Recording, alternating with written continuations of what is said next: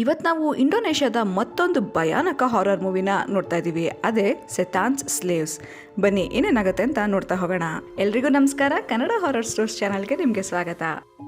ಈ ಮೂವಿ ಸ್ಟಾರ್ಟಿಂಗಲ್ಲಿ ರೆನೆ ಅನ್ನೋ ಒಂದು ಹುಡುಗಿನ ತೋರಿಸ್ತಾರೆ. ಇಲ್ಲಿ 3 ವರ್ಷದ ಹಿಂದೆ ಇವಳ ತಾಯಿ ತುಂಬಾ ಫೇಮಸ್ ಸಿಂಗರ್ ಆಗಿರ್ತಾರೆ ಮತ್ತು ಇವರು ಸಿಕ್ಕಾಪಟ್ಟೆ ರಿಚ್ ಆಗಿರ್ತಾರೆ. ಆದರೆ 3 ವರ್ಷದಿಂದ ಅವ್ರ ತಾಯಿಗೆ ಸಿಕ್ಕಾಪಟ್ಟೆ ಹೆಲ್ತ್ ಇಶ್ಯೂಸ್ ಆಗಿರುತ್ತೆ. ಸೊ ಹಾಗಾಗಿ ಇವಾಗ ಎಲ್ಲ ರೀತಿಯಿಂದನೂ ಇವ್ರಿಗೆ ಸಮಸ್ಯೆ ಇರುತ್ತೆ.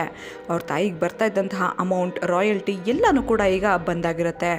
ಏನೂ ಸಹ ಬರ್ತಾ ಇರೋದಿಲ್ಲ. ಇದನ್ನು ವಿಚಾರಿಸೋಕ್ಕೆ ಅಂತಲೇ ಇವಳು ಅವಳ ತಾಯಿ ಆಫೀಸಿಗೆ ಬಂದಿರ್ತಾಳೆ. ಆದರೆ ಏನೂ ಕೂಡ ಉಪಯೋಗ ಆಗೋದಿಲ್ಲ. ಇನ್ನು ಇವಳು ಮನೆಗೆ ಹೋದಾಗ ನಮಗೆ ಗೊತ್ತಾಗುತ್ತೆ ಇವಳಿಗೆ 3 ಜನ ತಮ್ಮಂದಿರ್ತಾರೆ. ಒಬ್ಬನ ಹೆಸರು ಟೋನಿ, ಅವನಕ್ಕಿಂತ ಚಿಕ್ಕವನ ಹೆಸರು ಬೋಂಡಿ, ಮತ್ತು ಎಲ್ಲರಿಗಿಂತ ಕಡೆಯವನು ಅಯಾನ್. ಇನ್ನು ಇವರು ಈ ಮನೆಯಲ್ಲಿ ಅವರ ಅಜ್ಜಿ, ಅವರ ಅಪ್ಪ ಮತ್ತು ಅವರ ತಾಯಿ ಜೊತೆ ಇರ್ತಾರೆ. ಇನ್ನು ಅವರ ಅಮ್ಮ ಏನೇ ಮಾತಾಡ್ಬೇಕಂದ್ರೂ ಕೂಡ ಈ ರೀತಿ ಒಂದು ಗಂಟೆಯ ಶಬ್ದವನ್ನು ಮಾಡ್ತಾ ಇರ್ತಾರೆ. ಅದನ್ನು ಕೇಳಿಸ್ಕೊಂಡು ಯಾರಾದರೂ ಹೋಗಿ ಅಲ್ಲಿ ನೋಡ್ತಿರ್ತಾರೆ.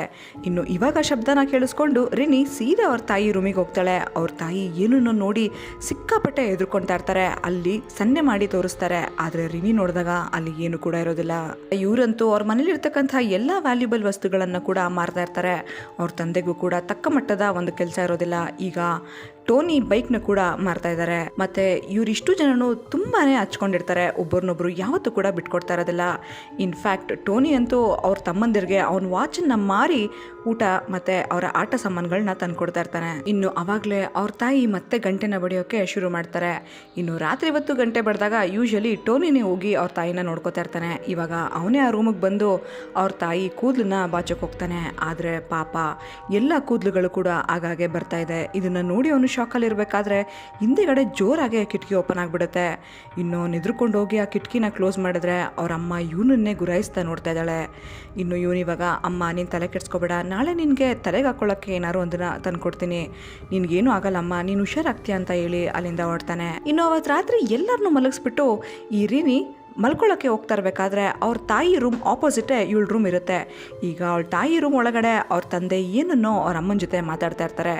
ಇನ್ನು ಇವಳಿವಾಗ ಅವ್ರ ಅಪ್ಪನ್ನ ಆಚೆಗಡೆ ಕರೆದು ಯಾಕೆ ಅವ್ರಿಗೆ ಡಿಸ್ಟರ್ಬ್ ಮಾಡ್ತಾ ಇದೆಯಾ ಅಂತ ಹೇಳಿ ಅವಳು ಕೂಡ ಹೋಗಿ ಮಲ್ಕೋತಾಳೆ. ಇನ್ನು ಅವ್ರ ತಂದೆನೂ ಕೂಡ ಅಲ್ಲೇ ಹಾಲಲ್ಲೇ ಮಲ್ಕೊಂಡಿರ್ತಾರೆ.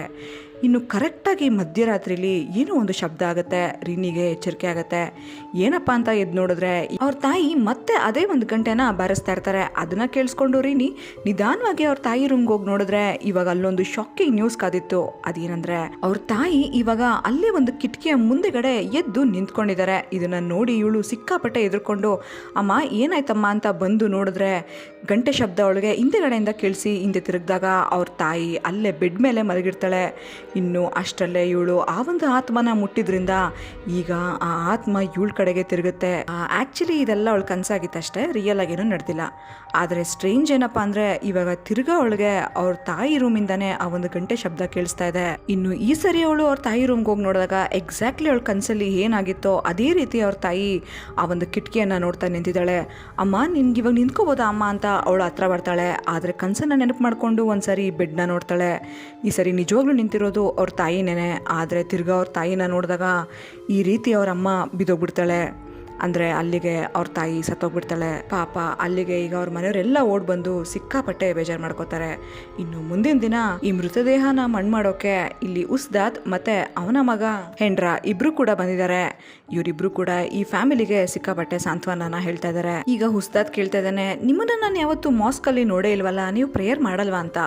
ಅವಾಗ ಇಲ್ಲಿ ರಿನಿ ಅವ್ರ ತಂದೆ ಹೇಳ್ತಾ ಇದ್ದಾನೆ, ಇಲ್ಲ ನಾವು ನಾಸ್ತಿಕರು, ನಾವು ಯಾವುದೇ ಕಾರಣಕ್ಕೂ ದೇವರು ದಿನರು ಇದನ್ನೆಲ್ಲ ನಂಬೋದಿಲ್ಲ ಅಂತ ಹೇಳ್ತಿದ್ದಾನೆ. ಇನ್ನು ಇವಾಗ ರಿನಿ ಅವ್ರ ತಂದೆ ರಿನಿ ಮತ್ತೆ ಟೋನಿ ಹತ್ರ ಹೇಳ್ತಾ ಇದ್ದಾನೆ, ನಾವಿಲ್ಲೇ ಇದ್ರೆ ಬ್ಯಾಂಕ್ ರಪ್ಟ್ ಆಗ್ಬಿಡ್ತೀವಿ ಅಷ್ಟೇನೆ, ಈ ಮನೇನೂ ಕೂಡ ನಾವು ಕಳ್ಕೊಬೇಕಾಗತ್ತೆ. ನಾನು ಅದಕ್ಕೆ ಸಿಟಿಗೆ ಹೋಗ್ಬಿಟ್ಟು ನನ್ನ ಕೈಯಾದಷ್ಟು ಏನನ್ನಾದರೂ ದುಡ್ಕೊಂಡ್ಬಂದು ಈ ಮನೇನ ಉಳಿಸ್ಕೊತೀನಿ. ಆದರೆ ಅಲ್ಲಿವರೆಗೂ ಈ ಮನೆ ಜವಾಬ್ದಾರಿ ನಿಮ್ಮಿಬ್ರದೇನೆ.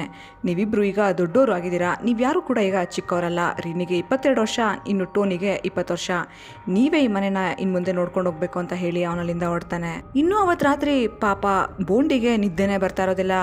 ಇನ್ನು ಅದೇ ಟೈಮಲ್ಲಿ ಅವ್ನಿಗೆ ಯಾಕೋ ಆ ಕಿಟಕಿಯಿಂದ ಆಚೆ ನೋಡಬೇಕು ಅನಿಸುತ್ತೆ. ಹೇಳಬೇಕು ಅಂದರೆ ಅವ್ರ ಮನೆ ಹಿಂದೆನೇ ಈ ಸ್ಮಶಾನ ಇರುತ್ತೆ. ಇನ್ನು ಇವ್ರ ರೂಮಿಗಂತೂ ಅದು ಕರೆಕ್ಟಾಗಿ ಕಾಣಿಸ್ತಾ ಇರುತ್ತೆ. ಅಲ್ಲಿ ಯಾರೋ ಓಡಾಡ್ತಾ ಇರೋ ರೀತಿ ಬೋಂಡಿಗೆ ಕಾಣಿಸುತ್ತೆ. ಇದನ್ನು ನೋಡಿ ಅಯಾನ್ ಕೂಡ ಕೇಳ್ತಾನೆ ಏನದು ಅಂತ. ಇವನು ಝಾಂಬೀಸ್ ಅಂತ ಎಲ್ಲ ಕತೆ ಹೇಳುವಾಗ ಅಯಾನ್ ಹೇಳ್ತಾನೆ, ಏನು ಜಾಂಬೀಸ್ ಕೈಲಿ ಟಾರ್ಚ್ ಇರುತ್ತಾ ಅಂತ. ಅಂದರೆ ಇಲ್ಲಿ ಇನ್ನೊಂದು ವಿಷಯ ಏನಂದರೆ ಅಯಾನ್ಗೆ ಕಿವಿನೂ ಕೇಳಿಸ್ತಾ ಇರೋದಿಲ್ಲ, ಮಾತು ಸಹ ಬರ್ತಾ ಇರೋದಿಲ್ಲ. ಸೈನ್ ಲ್ಯಾಂಗ್ವೇಜಲ್ಲೇ ಅವನು ಮಾತಾಡ್ತಾ ಇರ್ತಾನೆ. ಇನ್ನು ಅಲ್ಲಿ ನಿಜವಾಗ್ಲೂ ಯಾರೋ ಟಾರ್ಚ್ ಹಾಕಿ ಓಡಾಡ್ತಾ ಇರ್ತಾರೆ. ಮೇ ಬಿ ವಾಚ್ಮ್ಯಾನ್ ಇರಬೇಕು ಅಂತ ಇಬ್ರು ಕೂಡ ಮಲ್ಕೋತಾರೆ. ಇನ್ನು ನೆಕ್ಸ್ಟ್ ದಿನ ರಾತ್ರಿ ಟೋನಿ ಮಲ್ಕೊಂಡಿರ್ಬೇಕಾದ್ರೆ ಅವ್ನಿಗೆ ಇಷ್ಟ ಆಗುವಂತಹ ಒಂದು FM ರೇಡಿಯೋ ಚಾನಲ್ನ ಹಾಕೊಂಡು ಮಲ್ಕೊಂಡಿರ್ತಾನೆ. ಆದರೆ ಅವನಿನ್ನೇನು ನಿದ್ದೆ ಹೋದ ಅನ್ನೋಷ್ಟರಲ್ಲಿ ಮತ್ತೆ ಆ ಫ್ರೀಕ್ವೆನ್ಸಿ ಚೇಂಜ್ ಆಗಿ ಬೇರೆ ಚಾನಲ್ಗೆ ಹೋಗ್ತಾ ಇರುತ್ತೆ. ಇನ್ನು ಆ ಬೇರೆ ಚಾನಲಲ್ಲಿ ಅವ್ರ ತಾಯಿ ತುಂಬ ಫೇಮಸ್ ಅಲ್ವಾ, ಅವಳು ಆಡಿರೋ ಹಾಡೇ ಬರ್ತಾ ಇರುತ್ತೆ. ಇವನು ಎಷ್ಟು ಸರಿ ಚೇಂಜ್ ಮಾಡಿದ್ರು ಕೂಡ ಪದೇ ಪದೇ ಆ ಫ್ರೀಕ್ವೆನ್ಸಿ ಚೇಂಜ್ ಆಗ್ತಾನೆ ಇರುತ್ತೆ. ಇನ್ನು ಇವಾಗ ನಿಧಾನಕ್ಕೆ ಟೋನಿ ಅಂತ ಅವ್ರ ತಾಯಿ ಪಕ್ಕದಲ್ಲೇ ಕರೆಯೋ ರೀತಿ ಅವನಿಗೆ ಕೇಳಿಸುತ್ತೆ. ನೋಡಿದ್ರೆ ಅಲ್ಲಿ ನಿಜವಾಗ್ಲೂ ಅವಳ ತಾಯಿಯ ಆತ್ಮ ಇರುತ್ತೆ. ಇನ್ನು ಇವನು ಎದುರುಕೊಂಡು ಲೈಟ್ ಆನ್ ಮಾಡ್ತಾನೆ. ಅವಾಗ ಅಲ್ಲಿ ಏನು ಕೂಡ ಇರೋದಿಲ್ಲ. ಇನ್ನು ಇವಾಗ ಅಯಾನ್ ವಾಶ್ರೂಮ್ಗೆ ಅಂತ ಹೋಗಿರ್ತಾನೆ. ಇನ್ನು ಅವನ ಹಿಂದೆ ಬೋಂಡಿನೂ ಕೂಡ ಬರ್ತಾನೆ. ಇವರಿಬ್ರು ವಾಶ್ರೂಮ್ಗೆ ಹೋಗಿ ಅವ್ರ ಕೆಲಸನ ಅವರು ಮುಗಿಸ್ಕೊಂಡು ಬರಬೇಕಾದ್ರೆ ಏನು ನೋಡಿ ತುಂಬಾ ಎದುರ್ಕೋತಾರೆ. ಏನು ಅಂತ ಬೋಂಡಿ ಕೇಳಿದಾಗ ಇಲ್ಲಿ ಅಯಾನ್ ಹೇಳ್ತಾನೆ ಅಲ್ಲಿ ಯಾರೋ ಇದ್ದಾರೆ ಅಂತ. ಆವಾಗ ಅಲ್ಲಿದ್ದಂತಹ ಒಂದು ಬೆಡ್ಶೀಟ್ನ ಲಾಕ್ ನೋಡಿದ್ರೆ ಹೌದು, ಅಲ್ಲಿ ನಿಜವಾಗ್ಲೂ ಯಾವುದೋ ಆತ್ಮ ನಿಂತಿರುತ್ತೆ. ಇನ್ನು ಇವ್ರು ಎಷ್ಟು ಜೋರಾಗಿ ಕಿರ್ಚ್ತಾರೆ ಅಂದರೆ ಆ ಮನೇಲಿ ಇದ್ದಂತಹ ರಿನಿ ಪ್ರತಿಯೊಬ್ಬರು ಕೂಡ ಅಲ್ಲಿ ಬಂದು ಏನಾಯಿತು ಅಂತ ಕೇಳ್ತಾರೆ. ಆದರೆ ಆವಾಗ ಅವ್ರು ಹಾಕಿದಂತಹ ಬೆಡ್ಶೀಟ್ ಅವ್ರ ತಾಯಿಯ ಫೋಟೋಗೆ ಸಿಕ್ಕಾಕೊಂಡಿರುತ್ತೆ. ಇವರೆಲ್ಲೋ ಕಲ್ಪನೆ ಮಾಡ್ಕೋತಾ ಇದ್ದಾರೆ ಅಂತ ಹೇಳಿ ಇವ್ರಿಗೆ ಸಮಾಧಾನ ಮಾಡಿ ಅವಳು ಅವ್ರನ್ನ ಮಲಗಿಸ್ತಾಳೆ. ಇವಾಗ ನೆಕ್ಸ್ಟ್ ದಿನ ಬೆಳಗ್ಗೆನೇ ಅವ್ರ ಮನೇಲಿ ಅವ್ರ ತಾಯಿ ರೂಮಲ್ಲಿ ಆ ಒಂದು ಗಂಟೆ ಮತ್ತು ಅವ್ರ ತಾಯಿಗೆ ಬಾಚ್ತಾ ಇದ್ದ ಆ ಬಾಚಣಿಗೆ ಈ ಎರಡನ್ನೂ ಕೂಡ ಟೋನಿ ತಂದು ಅವ್ರ ತಾಯಿ ಸಮಾಧಿ ಹತ್ರನೇ ಅದನ್ನು ಕೂಡ ಇಟ್ಟು ಮುಚ್ಚಿಬಿಡ್ತಾನೆ. ಇನ್ನು ಈ ಕಡೆ ರಿನಿ ಈ ಉಸ್ತಾದ್ನ ಮಗ ಹೆಂಡ್ರ ಜೊತೆ ಮಾತಾಡ್ತಾ ಇರ್ತಾಳೆ. ಅವಾಗ ಇಲ್ಲಿ ಹೆಂಡ್ರ ಹೇಳ್ತಾನೆ, ನಿನ್ನ ತಾಯಿನ ನಾವು ಮಣ್ಣು ಮಾಡಬೇಕಾದ್ರೆ ಕೆಲವೊಂದು ವಿಚಿತ್ರ ನಡೀತು, ನೀನು ನೋಡ್ದ. ಅಲ್ಲಿ ಯಾವುದೋ ಒಬ್ಳು ಹೆಂಗಸ್ ಬಂದಿದ್ಲು ನಮ್ಮ ಅಕ್ಕಪಕ್ಕದಲ್ಲಿ, ನಮ್ಮ ಊರಲ್ಲೇ ನಾನು ಅವ್ರನ್ನ ನೋಡಿರಲಿಲ್ಲ. ಇನ್ಫ್ಯಾಕ್ಟ್ ಅದೇ ದಿನ ನಾನು ಈ ಸ್ಮಶಾನಕ್ಕೂ ಕೂಡ ಬಂದು ಮತ್ತೆ ಚೆಕ್ ಮಾಡಿದೆ, ಎಲ್ಲಾನು ನಾರ್ಮಲ್ ಆಗಿತ್ತು. ಆದರೆ ನಿನ್ನೆ ನಾನು ನಿಮ್ಮ ಮನೆ ಪಕ್ಕದಲ್ಲೇ ಹೋಗ್ತಾ ಇರಬೇಕಾದ್ರೆ ನಿಮ್ಮ ಮನೆ ಒಳಗಡೆಯಿಂದ ನಾನು ಯಾರನ್ನೋ ನೋಡಿದೆ. ಇನ್ಫ್ಯಾಕ್ಟ್ ಅದು ಮನುಷ್ಯರಲ್ಲ, ಯಾವುದೋ ಒಂದು ಆತ್ಮ ಅಂತ ಹೇಳ್ತಾನೆ. ಆದರೆ ಇಲ್ಲಿ ರಿನಿಗೆ ಇದ್ರ ಬಗ್ಗೆ ಎಲ್ಲ ನಂಬಿಕೆನೇ ಇರೋದಿಲ್ಲ. ಅವ್ರ ತಂದೆ ಹೇಳ್ದಾಗೆ ಇವರು ನಾಸ್ತಿಕರಾಗಿರ್ತಾರೆ, ಇದನ್ನೆಲ್ಲ ಇವರು ನಂಬ್ತಿರೋದಿಲ್ಲ. ಸೊ ಹಾಗಾಗಿ ಅವಳದನ್ನೆಲ್ಲ ಸೀರಿಯಸ್ ಆಗಿ ತಗೊಳ್ದೆ ಅಲ್ಲಿಂದ ಹೊರಡ್ತಾಳೆ. ಇವಾಗ ಇಲ್ಲಿ ರಿನಿಯವರ ಅಜ್ಜಿ ಏನೋ ಒಂದು ಲೆಟರ್ನ ಬರಿತಾ ಇರ್ತಾಳೆ. ಇನ್ನು ಅದೇ ಟೈಮ್ಗೆ ರಿನಿ ಮನೆಗೆ ಬರ್ತಾಳೆ. ಇನ್ನು ಬೋಂಡಿ ಕೂಡ ಸ್ಕೂಲ್ ಮುಗಿಸ್ಕೊಂಡು ಬಂದಿರ್ತಾರೆ. ಇವರೆಲ್ಲರೂ ಅಯಾನ್ ಮತ್ತು ಅವ್ರ ಅಜ್ಜಿನ ಹುಡುಕ್ತಾ ಇರ್ತಾರೆ. ಯಾರು ಎಲ್ಲೂ ಕೂಡ ಕಾಣಿಸ್ತಾ ಇರೋದಿಲ್ಲ. ಆದರೆ ಬೋಂಡಿ ಜೋರಾಗಿ ಕಿರ್ಚ್ತಾನೆ. ಏನಾಯಿತು ಅಂತ ಹೋಗಿ ನೋಡಿದ್ರೆ ಅವರ ವಾಶ್ರೂಮ್ನಲ್ಲಿರ್ತಕ್ಕಂಥ ಬಾವಿ ಒಳಗಡೆ ಪಾಪ ಅವ್ರ ಅಜ್ಜಿ ಬಿದ್ದು ಸತ್ತೋಗ್ಬಿಟ್ಟಿದ್ದಾರೆ. ಇನ್ನು ಇವಾಗಲೂ ಕೂಡ ಆ ಉಸ್ತಾದ್ ಮತ್ತು ಹೆಂಡ್ರನೇ ಇವರಿಗೆಲ್ಲಾನು ಸಹಾಯ ಮಾಡಿ ಅವ್ರ ಅಜ್ಜಿನೂ ಕೂಡ ಮಣ್ಣು ಮಾಡ್ತಾರೆ. ಪಾಪ ಬೋಂಡಿಗಂತೂ ಸಿಕ್ಕಾಪಟ್ಟೆ ಜ್ವರ ಬಂದ್ಬಿಟ್ಟಿರುತ್ತೆ. ಇಲ್ಲಿ ರಿನಿ ಅವರ ಅಜ್ಜಿಯ ವೀಲ್ ಚೇರ್ನ ತೊಗೊಂಬಂದು ಅವಳ ರೂಮಲ್ಲೇ ಇಡ್ತಾಳೆ. ಅದೇ ಟೈಮಲ್ಲಿ ಅಲ್ಲಿ ಯಾವುದೋ ಒಂದು ಲೆಟರ್ ಇರುತ್ತೆ. ಆ ಲೆಟರ್ ಬುದ್ಧಿಮಾನ್ಗೆ ಅಂತ ಇರುತ್ತೆ. ಈಗ ಆ ಒಂದು ಅಡ್ರೆಸ್ನ ಫಾಲೋ ಮಾಡಿಕೊಂಡು ಈ ರಿನಿ ಮತ್ತು ಹೆಂಡ್ರ ಅಲ್ಲಿಗೆ ಹೋಗ್ತಾರೆ. ಈ ಬುದ್ಧಿಮಾನ್ ಮತ್ತು ರಿನಿಯ ಅಜ್ಜಿ ಇವರಿಬ್ರು ಕೂಡ ಈ ಹಿಂದೆ ಕ್ಲಾಸ್ಮೇಟ್ಸ್ ಆಗಿರ್ತಾರೆ. ಇನ್ನು ಇವಾಗ ಇವನು ಇಂದಿನ ವಿಷಯಗಳನ್ನ ಹೇಳ್ತಾ ಇದ್ದಾನೆ. ಅಂದರೆ ಇವರ ತಾಯಿನ ಇವಳ ಅಜ್ಜಿ ಯಾವತ್ತೂ ಕೂಡ ಒಪ್ಕೊಂಡಿರಲಿಲ್ಲ. ಇನ್ನು ಇವಳು ಹುಟ್ಟಿದ ನಂತರನೇ ಅವಳನ್ನು ಆಕ್ಸೆಪ್ಟ್ ಮಾಡಿರ್ತಾರೆ. ಆದರೆ ಅವಳ ಅಜ್ಜಿಗೆ ಒಂದು ವಿಷಯದ ಮೇಲೆ ಡೌಟ್ ಇರುತ್ತೆ. ಅದೇನಂದರೆ ಮಗು ಆಗೋಕ್ಕೋಸ್ಕರ ನಿನ್ನ ತಾಯಿ ಯಾವತ್ತೂ ಕೂಡ ದೇವರನ್ನ ಪ್ರಾರ್ಥನೆ ಮಾಡಿರಲಿಲ್ಲ. ಅವಳು ಸೈತಾನ್ನ ಪ್ರಾರ್ಥನೆ ಮಾಡಿದ್ಲು. ಈ ಸೈತಾನ್ ಕಲ್ಟ್ನ ಜೊತೆ ಸೇರಿ ಪ್ರಾರ್ಥನೆ ಮಾಡಿದ್ಲು. ಅದರ ಫಲಿತಾಂಶಕ್ಕೇನೆ ಅವಳು ಸಾವು ಕೂಡ ಆ ರೀತಿ ಆಗಿದ್ದು ಅಂತ ನಿಮ್ಮ ಅಜ್ಜಿಗೆ ಡೌಟ್ ಇದೆ. ಈಗ ಆಗ್ತಿರೋದೆಲ್ಲ ನೋಡ್ತಾ ಇದ್ರೆ ಅಂತ ಹೇಳಕ್ ಹೋಗ್ತಿರ್ತಾನೆ. ಅಷ್ಟರಲ್ಲೇ ಇಲ್ಲಿ ರಿನಿ ನಗ್ತಾಳೆ. ನೀವಿದನ್ನೆಲ್ಲ ನಂಬ್ತೀರಾ? ನನಗಂತೂ ನಂಬಿಕೆ ಇಲ್ಲ ಅಂತ ಹೇಳ್ತಾಳೆ. ಅಷ್ಟರಲ್ಲೇ ಇವನಿಗೆ ಹೇಳ್ತಿದ್ದಾನೆ, ನಿಮ್ಮ ಮನೇಲಿ ಏನೇನೋ ವಿಚಾರಗಳಾಗ್ತಾ ಇರಬೇಕಲ್ಲ, ಈಗಾಗಲೇ ಶುರು ಆಗಿರುತ್ತೆ ಅಂತ. ಆವಾಗಲೇ ಬೋಂಡಿ ಕನ್ವರಿಸ್ತಾ ಇದ್ದಾನೆ. ಇಲ್ಲ, ನಾನು ಯಾವುದೇ ಕಾರಣಕ್ಕೂ ನನ್ನ ತಮ್ಮ ಅಯ್ಯನ್ನ ಸಾಯಿಸೋದಿಲ್ಲ, ನಾನು ಅವನ್ನ ತುಂಬಾ ಇಷ್ಟಪಡ್ತಾ ಇದ್ದೀನಿ ಅಂತ ನಿದ್ದೆಲೇ ಕನ್ವರಿಸ್ತಾ ಇರ್ತಾನೆ. ಇನ್ನು ಈ ಕಡೆ ಈ ಬುದ್ಧಿಮಾನ್ ಒಂದು ಮ್ಯಾಗ್ಝಿನ್ನ ಕೊಟ್ಬಿಟ್ಟು ಇದರಲ್ಲಿ ನಂದೊಂದು ಆರ್ಟಿಕಲ್ ಇದೆ, ಅದರಲ್ಲಿ ಕಂಪ್ಲೀಟ್ ಇನ್ಫಾರ್ಮೇಷನ್ನ ನಾನು ಬರೆದಿದ್ದೀನಿ, ಇದನ್ನು ಓದು ನಿನಗೆ ಹೆಲ್ಪ್ ಆಗುತ್ತೆ ಅಂತ ಕೊಡ್ತಾನೆ.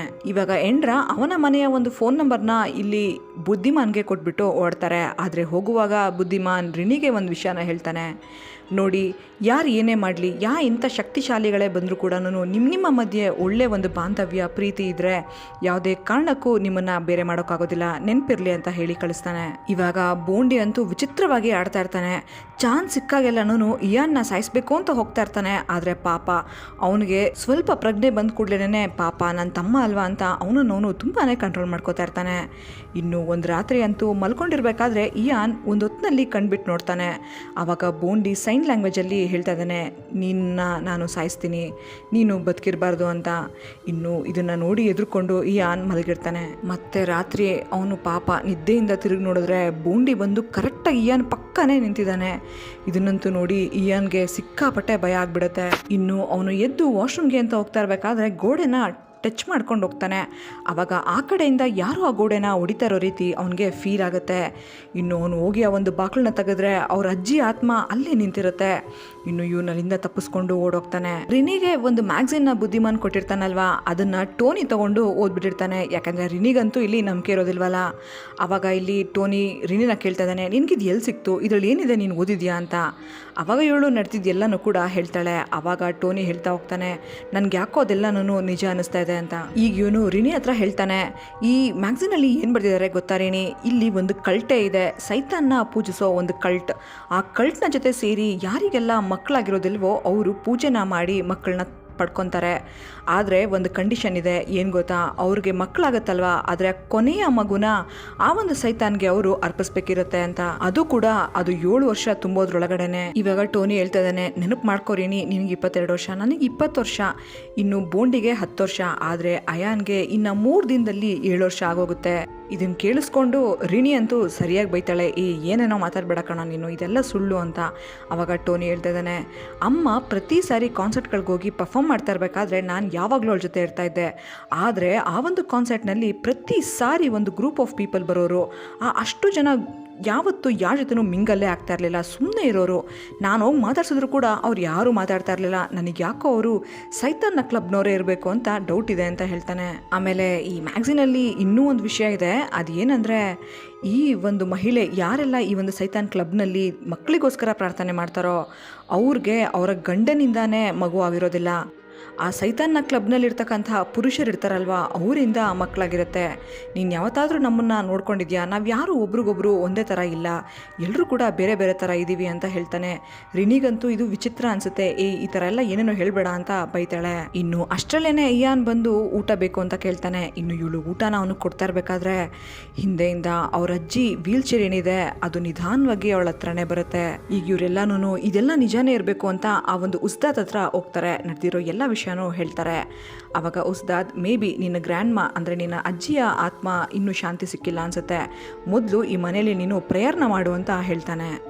ಇನ್ನು ಅವತ್ತು ರಾತ್ರಿನೇ ಇಲ್ಲಿ ರಿನಿ ಪ್ರಾರ್ಥನೆನ ಮಾಡ್ತಾ ಇರ್ತಾಳೆ. ಇನ್ನು ಅವಳು ಪ್ರಾರ್ಥನೆ ಮಾಡಬೇಕಾದ್ರೆ ಕಿಟಕಿ ಪಕ್ಕನೇ ಆ ಒಂದು ಆತ್ಮ ಇರುತ್ತೆ. ನೋಡ್ತಾ ನೋಡ್ತಾ ಅವಳು ಹಿಂದೆನೇ ಬಂದು ಕೂತ್ಕೊಳ್ಳುತ್ತೆ. ಇನ್ನು ಅವಳು ಬೇಗ ಬೇಗ ಪ್ರಾರ್ಥನೆನ ಮುಗಿಸಿ ಈ ಒಂದು ಸ್ಕಾಫ್ನ ತೆಗಿಬೇಕಾದ್ರೆ ಅವಳ ಮುಂದೆನೇ ಆ ಆತ್ಮ ಕೂತಿರುತ್ತೆ. ಮತ್ತು ಆ ಸ್ಕಾಫ್ ಒಳಗಡೆ ನಿಧಾನವಾಗಿ ಆ ಆತ್ಮ ಬರ್ತಾ ಇರುತ್ತೆ. ಇವಳು ಎಷ್ಟೇ ಜೋರಾಗಿ ಬಿಡಿಸ್ಕೊಳ್ಳೋಕ್ಕೆ ಟ್ರೈ ಮಾಡಿದ್ರು ಆಗ್ತಾನೆ ಇರೋದಿಲ್ಲ, ತುಂಬಾ ಜೋರಾಗಿ ಕಿರ್ಚಾಡ್ತಾ ಇರ್ತಾಳೆ. ಇನ್ನು ಅದೇ ಟೈಮಲ್ಲಿ ಇಯಾನ್ ಕಂಡ್ಬಿಟ್ಟು ನೋಡಿದಾಗ ಇಲ್ಲಿ ಬೋಂಡಿ ಹತ್ರ ಅವ್ರ ಅಜ್ಜಿ ಆತ್ಮ ಬಂದು ಹೇಳ್ತಾ ಇದೆ, ಸಾಯಿಸ್ಬಿಡು ಇಯಾನ್ನ, ನೀನು ಬೇಗ ಸಾಯಿಸ್ಬಿಡು ಅಂತ. ಸೊ ಇವಾಗ ಎಲ್ಲರೂ ಒಟ್ಟಿಗೆ ಕಿರ್ಚ್ಕೊಂಡು ಈ ಒಂದು ಉಸ್ತಾದ್ನ ಮನೆಗೆ ಓಡ್ ಬಂದ್ಬಿಡ್ತಾರೆ. ನೆಕ್ಸ್ಟ್ ದಿನ ಬೆಳಗ್ಗೆ ಬುದ್ಧಿಮಾನ್ ಹೆಂಡ್ರಾಗೆ ಕಾಲ್ ಮಾಡಿ ಕರೀತಾನೆ. ಇಂಪಾರ್ಟೆಂಟ್ ವಿಷಯ ಇದೆ, ಈಗಿಂದೀಗಲೇ ನೀನು ರಿನಿನ ಕರ್ಕೊಂಡು ಬಾ ಅಂತ. ಆದರೆ ಇಲ್ಲಿ ರಿನಿ ಇವ್ರನ್ನ ಹೇಗೆ ಬಿಟ್ಟು ಹೋಗಕ್ಕೆ ಸಾಧ್ಯ? ಅದಕ್ಕೋಸ್ಕರನೇ ಹೆಂಡ್ರ, ಸರಿ ನೀನು ನಿನ್ನ ತಮ್ಮಂದಿರನ್ನ ನೋಡ್ಕೊ, ನಾನೇ ಹೋಗಿ ಬರ್ತೀನಿ ಅಂತ ಅವನೊಬ್ಬನೇ ಹೊಡ್ತಾನೆ. ಬುದ್ಧಿಮಾನ್ ಅಂತೂ ಫಸ್ಟು ಇವನಿಗೇನು ಕೂಡ ಹೇಳೋದಿಲ್ಲ. ಒಂದು ಲೆಟರ್ನಲ್ಲಿ ಒಂದು ಆರ್ಟಿಕಲ್, ಅಂದರೆ ಅದಿನ್ನೂ ಪಬ್ಲಿಷ್ ಆಗಿರೋದಿಲ್ಲ, ಆ ಒಂದು ಆರ್ಟಿಕಲ್ನ ತಗೋ, ಇದನ್ನು ರಿನಿಗೆ ಕೊಟ್ಟು ಬೇಗ ಓದೋಕೆ ಹೇಳು ಅಂತ ಹೇಳ್ತಾನೆ. ಆವಾಗ ಹೆಂಡ್ರ ಹೇಳ್ತಾನೆ, ನಿಮ್ಗೇನಾಗಿದೆ, ನಾನು ಅವಳು ಬೆಸ್ಟ್ ಫ್ರೆಂಡ್, ನನಗೆ ಹೇಳಿ ಅಂದಾಗ ಯಾರಿಗೂ ಗೊತ್ತಾಗದೇ ಇರೋ ರೀತಿ ಸೀಕ್ರೆಟಾಗೆ ಅವ್ನ ಕಿವಿಲಿ ಆ ವಿಚಾರಗಳನ್ನ ಹೇಳ್ತಾನೆ. ಇನ್ನು ಅದನ್ನು ಕೇಳಿಸ್ಕೊಂಡು ಹೆಂಡ್ರ ಬರ್ತಾ ಇರಬೇಕಾದ್ರೆ ಪಾಪ ಅಲ್ಲೇ ಅವನಿಗೆ ಆಕ್ಸಿಡೆಂಟ್ ಆಗಿ ಸತ್ತೋಗ್ಬಿಡ್ತಾನೆ. ಅವನನ್ನು ಮನೆಯೊಳಗಡೆ ತೊಗೊಂಡೋಗ್ತಾ ಇರಬೇಕಾದ್ರೆ ಅವನ ಪಾಕೆಟಿಂದ ಈ ಹಿಂದೆ ಬುದ್ಧಿಮಾನ್ ಕೊಟ್ಟಿರೋ ಆರ್ಟಿಕಲ್ ಅಲ್ಲೇ ಕೆಳಗಡೆ ಬೀಳುತ್ತೆ. ಅದನ್ನು ರಿನಿ ತಗೊಂಡು ಒಂದು ಕಡೆ ಇಟ್ಟಿರ್ತಾಳೆ. ಇನ್ನು ಪಾಪ ಇವಾಗ ಉಸ್ತಾದಂತೂ ಸಿಕ್ಕಾಪಟ್ಟೆ ನೋವಿನಲ್ಲಿದ್ದಾರೆ. ಅವತ್ತು ರಾತ್ರಿ ರಿನಿ ಹಾಗೇನೆ ಕಿಚನಲ್ಲೇ ಮಲ್ಕೊಬಿಟ್ಟಿರ್ತಾಳೆ. ಸಡನ್ ಆಗಿ ಕಿಟಕಿ ಓಪನ್ ಆಗಿದ್ದನ್ನು ನೋಡಿ ಕಿಟಕಿ ಹಾಕಕ್ಕೆ ಹೋದಾಗ ಯಾರೋ ಅವಳನ್ನು ಆಚೆಗಡೆಯಿಂದ ಎಳಿತಾ ಇರೋ ರೀತಿ ಅವಳಿಗನ್ಸುತ್ತೆ. ಜೋರಾಗಿ ಕಿರ್ಚ್ತಾ ಇರ್ತಾಳೆ. ಈ ಕಡೆಯಿಂದ ಅವ್ರ ತಮ್ಮಂದಿರೆಲ್ಲ ಅವಳನ್ನು ಒಳಗಡೆ ಎಳ್ಕೊತಾ ಇರ್ತಾಳೆ.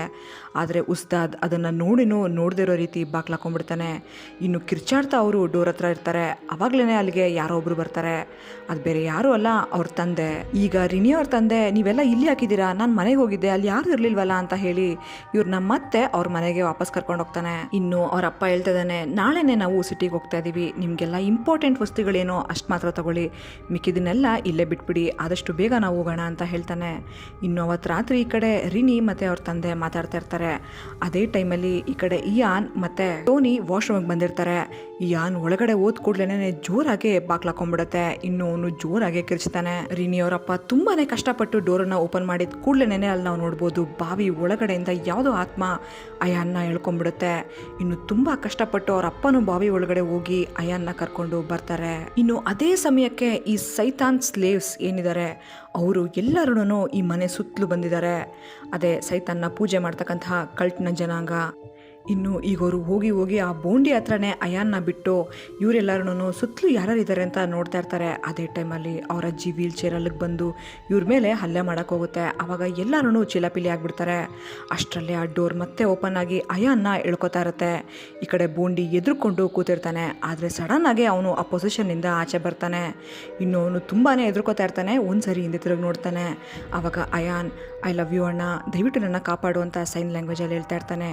ಇನ್ನು ಇವನು ಕೂಡ ಬೇಗ ಹೋಗಿ ಅಯ್ಯನ್ನ ಹೇಳ್ಕೊಂಡು ಕಾಪಾಡಿಬಿಡ್ತಾನೆ. ಮತ್ತೆ ಇವಾಗ ಎಲ್ಲರೂ ಕೂಡ ಒಂದಾಗ್ತಾರೆ. ಇನ್ನು ಅವರಪ್ಪ ಆಚೆಗಡೆ ಹೋಗಿ ಅವರೆಲ್ರಿಗೂ ವಾರ್ನಿಂಗ್ ಕೊಡ್ತಾರೆ, ನನ್ನ ಮಕ್ಕಳಲ್ಲಿ ಯಾರನ್ನೂ ಕೂಡ ನಾನು ಆಚೆಗಡೆ ಕಳಿಸೋದಿಲ್ಲ, ಅದು ಯಾರಿಗೆ ಧೈರ್ಯ ಇದೆಯೋ ಬಂದ್ರೋ ಅಂತ.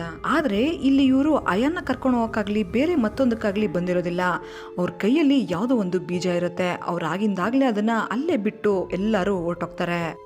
ಇನ್ನು ಈಗ 4 ಗಂಟೆ ಅಷ್ಟರಲ್ಲಿ ಕಾರ್ ಬರುತ್ತೆ. ಎಲ್ಲರೂ ಬೇಗ ಪ್ಯಾಕ್ ಮಾಡ್ಕೊಳ್ಳಿ ಅಂತ ತುಂಬಾ ಖುಷಿಯಾಗಿ ಎಂಜಾಯ್ ಮಾಡ್ತಾ ಎಲ್ಲರೂ ಪ್ಯಾಕಿಂಗ್ನ ಮಾಡ್ತಾ ಇರ್ತಾರೆ. ಅದೇ ಟೈಮಲ್ಲಿ ಉಸ್ತಾದ್ ಕೂಡ ಬರ್ತಾನೆ. ಸಾರಿ, ರಾತ್ರಿ ನಾನೇನು ಹೆಲ್ಪ್ ಮಾಡೋಕ್ಕಾಗಲಿಲ್ಲ ಅಂತ ಹೇಳ್ತಾನೆ. ಇನ್ನು ಈ ಕಡೆ ರಿನಿ ನಾನು ಕೊನೆ ಸಾರಿ ಒಂದು ವಾಕ್ ಹೋಗಿ ಬರ್ತೀನಿ ಅಂತ ಹೋಗ್ತಾಳೆ. ಆದರೆ ಅವಳಿಗೆ ಈ ಹಿಂದಿನ ರಾತ್ರಿ ಅವ್ರು ಹಾಕಿದ್ರಲ್ಲ ಬೀಜಗಳು, ಅದೇ ಬೀಜಗಳು ಅವಳ ಕೈಗೆ ಸಿಗುತ್ತೆ. ಅದೇನು ಅಂತ ಇವಳಿಗೆ ಅರ್ಥನೇ ಆಗೋದಿಲ್ಲ. ಇವತ್ತು ರಾತ್ರಿ 12 ಗಂಟೆಗೆ ಇಯಾನ್ಗೆ 7 ವರ್ಷ ತುಂಬುತ್ತೆ. ಸೊ ಹಾಗಾಗಿ ಇವರೆಲ್ಲರೂ 12 ಗಂಟೆಗೆ ಜೋರಾಗಿ ಸೆಲೆಬ್ರೇಟ್ ಮಾಡಬೇಕು ಸಿಟಿಲಿ ಅಂತ ಅನ್ಕೊಂಡಿರ್ತಾರೆ. ಆದರೆ 11 ಗಂಟೆ ಆಗ್ತಾ ಬಂತು, ಇನ್ನೂ ಕೂಡ ಕಾರೇ ಬಂದಿಲ್ಲ. ಅಷ್ಟರಲ್ಲೇ ಕಂಪ್ಲೀಟ್ಲಿ ಕರೆಂಟ್ ಹೋಗ್ಬಿಡುತ್ತೆ. ಇನ್ನು ಅದೇ ಸಮಯದಲ್ಲಿ ರಿನಿಗೆ ಆ ಒಂದು ಆರ್ಟಿಕಲ್ನ ನೆನಪಾಗುತ್ತೆ. ಈಗ ಅವಳದನ್ನ ತೆಗೆದು ಓದೋಕ್ಕೆ ಶುರು ಮಾಡ್ತಾಳೆ. ಇವಳಿಗಂತೂ ಈಗ ಸಿಕ್ಕಾಪಟ್ಟೆ ಭಯ ಆಗ್ಬಿಡುತ್ತೆ. ಇಮಿಡಿಯೇಟಾಗಿ ಟೋನಿ ರೂಮಿಗೆ ಬರ್ತಾಳೆ. ಇವಳಿಗೆ ಹೇಳ್ತಾ ಇದ್ದಾಳೆ, ಇದು ಬುದ್ಧಿಮಾನ್ನ ಹೊಸ ಆರ್ಟಿಕಲ್ ಅಲ್ಲ ಕಣೋ, ಬುದ್ಧಿಮಾನ್ನ ಹಳೆ ಆರ್ಟಿಕಲ್ನ ಅಪ್ಡೇಟ್ ಮಾಡಿದ್ದಾರೆ. ಇದ್ರ ಪ್ರಕಾರ ಅವರು ಅಯಾನ್ನ ಸಾಯಿಸ್ಕೊಂಡು ತಗೊಂಡೋಗೋದಿಲ್ಲ. ಇನ್ಫ್ಯಾಕ್ಟ್ ಅಯಾನೇನೆ ಸೈತಾನ್ನ ಮಗ. ಹಾಗಾಗಿ ಅವರು ಇಲ್ಲಿಗೆ ಬಂದಿದ್ರು. ಮತ್ತು ಆ ಒಂದು ಬೀಜಗಳು ಅವ್ರು ಏನು ಹಾಕಿದ್ದಾರೆ, ಆ ಒಂದು ಬೀಜಗಳಿಂದ ಇಲ್ಲಿರ್ತಕ್ಕಂತಹ ಎಲ್ಲ ಡೆಡ್ ಬಾಡಿಗಳು ಕೂಡ ಎದ್ದು ಝಾಂಬಿಯ ರೀತಿ ಮಾರ್ಪಾಡಾಗುತ್ತೆ. ಅದಕ್ಕೋಸ್ಕರನೇ ಅವ್ರು ನೆನೆ ಬಂದಿದ್ರು ಅಂತ ಇವಳು ಹೇಳ್ತಾಳೆ. ಇನ್ನು ಇದು ನಮ್ಮ ಅಜ್ಜಿಗೆ ಗೊತ್ತಾಗಿ ನೆನೆ ಅವಳ ಒಂದು ಆತ್ಮ ಅಯಾನ್ನ ಸಾಯಿಸೋಕೆ ತುಂಬಾ ಪ್ರಯತ್ನ ಪಡ್ತು. ಈಗ ಅಯಾನ್ ಬದುಕಿರೋವರೆಗೂ ಕೂಡ ನಮಗೆ ಡೇಂಜರ್ ತಪ್ಪಿದ್ದಲ್ಲ ಅಂತ ಅವಳು ಹೇಳ್ತಿದ್ದಾಳೆ. ಯಾಕೆಂದರೆ ಅಯಾನ್ ಒಬ್ಬ ಮನುಷ್ಯನೇ ಅಲ್ಲ, ಅವನು ಸೈತಾನ್ನ ಮಗು ಅಂತ. ಇನ್ನು ಬೋಂಡಿ ಒಂದು ಹೊತ್ತಿನಲ್ಲಿ ಕಂಡುಬಿಟ್ಟಾಗ ಅಯಾನ್ ಕಿಟಕಿ ಹತ್ರ ನಿಂತಿರ್ತಾನೆ. ಏನು ನೋಡ್ತಾ ಇದೀಯ ಅಯಾನ್ ಅಂತ ಕೇಳಿದಾಗ ಇವನೀಗ ಮಾತಾಡ್ತಾ ಇದ್ದಾನೆ. ನನ್ನ ಫ್ರೆಂಡ್ಸ್ನ ನೋಡ್ತಾ ಇದ್ದೀನಿ ಅಣ್ಣ ಅಂತ ಹೇಳ್ತಾನೆ. ಬೋಂಡಿಗಂತೂ ತುಂಬಾ ಶಾಕ್ ಆಗಿಬಿಡುತ್ತೆ. ಇನ್ನು ಈ ಕಡೆ ಅಯಾನ್ ವಿಚಿತ್ರವಾಗಿ ನಗ್ತಾ ಅಲ್ಲಿಂದ ಆಚೆಗಡೆ ಹೋಗ್ತಾನೆ. ಅವಾಗ ನಾವಿಲ್ಲಿ ನೋಡ್ಬೋದು ಕಿಟಕಿ ಹತ್ರ ಆ ಒಂದು ಡೆಡ್ ಬಾಡಿಗಳಿಗೆ ಜೀವನ ತುಂಬಿಸಿ ದೆವ್ವಗಳಾಗಿ ನಿಂತಿದ್ದಾವೆ. ಈ ಕಡೆ ರಿನಿ ಅವ್ರ ತಂದೆ ಮಲ್ಕೊಂಡಿರುವಾಗ ಅವನ ಕೈಗೆ ಏನೋ ಸಿಗುತ್ತೆ. ಏನು ಅಂತ ನೋಡಿದ್ರೆ ಅದೇ ಗಂಟೆ.